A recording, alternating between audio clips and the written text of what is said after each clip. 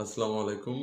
প্রিয় দর্শক, আশা করি সবাই ভালো আছেন। আজকে আমরা যে বিষয় নিয়ে কথা বলব সেটা হলো যে আমাদের রাজনৈতিক শিষ্টাচার। আমরা সমাজে প্রায় দেখি যে একটা ভোটের নির্বাচনের মাঠে একটা দল আরেকটা দলের বিপক্ষে গীবত গাচ্ছে, বা একজন যে এমপি পদপ্রার্থী সে কি করছে আরেকজন এমপি পদপ্রার্থীর বিরুদ্ধে কুৎসা রটনা করছে গীবটে। এটা কিন্তু আমাদের একটা প্রতিহিংসা রাজনীতি কিন্তু থেকে গেল। তাহলে আমাদের সংস্কার কোথায় হলো? আমরা চেয়েছিলাম এমন একটা বাংলাদেশ হবে যেখানে সবাই আম নিজের কথাই বলবে এবং দেশের কথা বলবে, কিন্তু কোনো ধরনের এক বিভাজন যেখানে তৈরি করবে না এবং কোনো ধরনের প্রতিহিংসার রাজনীতি তিনি করবে না। যেখানে দেখা যায় যে আমরা বেশিরভাগ ক্ষেত্রে দেখা যায় যে আমাদের ক্ষমতা ত্যাগ করলে একদল ক্ষমতা যদি ত্যাগ করে, আরেক দল এসে কিন্তু যারা ত্যাগ করে তাদেরকে ধাওয়া বা পাল্টা ধাওয়া, এই বিষয়টা কিন্তু ঘটে। তো রাজনৈতিক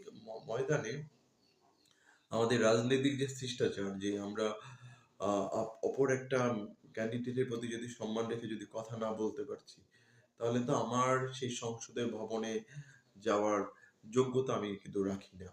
বিষয়টা হলো যে সম্মানটা যদি আমরা দিতে পারি, তাহলে সম্মানও আমরা একই রকম সম্মান পাবো। আরেকটা বিষয়টা হলো সমালোচনা। একটা গণতান্ত্রিক যে চর্চার ক্ষেত্রে সমালোচনা খুবই একটা ইম্পর্টেন্ট একটা ফ্যাক্টর।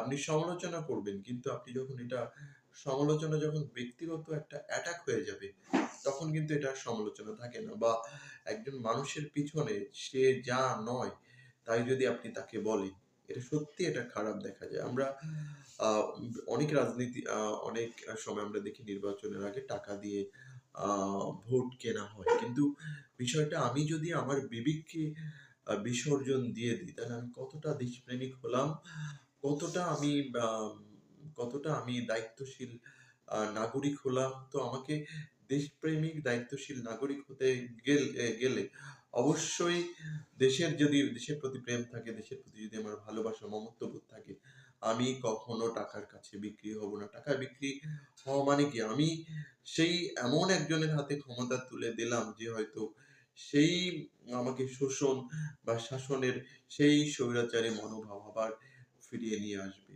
তো এখানে আমার কথা হলো যে আমাদের যে এই রাজনৈতিক মাঠে আমাদের যে শিষ্টাচার থাকা উচিত। কারণ শিষ্টাচারের মাধ্যমে আমরা নতুন করে নতুন বাংলাদেশ দেখার যে আমরা স্বপ্নটা হৃদয়ে ধারণ করি বা লালন করি, সেই নতুন বাংলাদেশ আমরা গড়তে সমর্থ হব। অন্যথায় আমাদের একটা কথা আছে না যে নতুন বোতলে পুরাতন মদের যে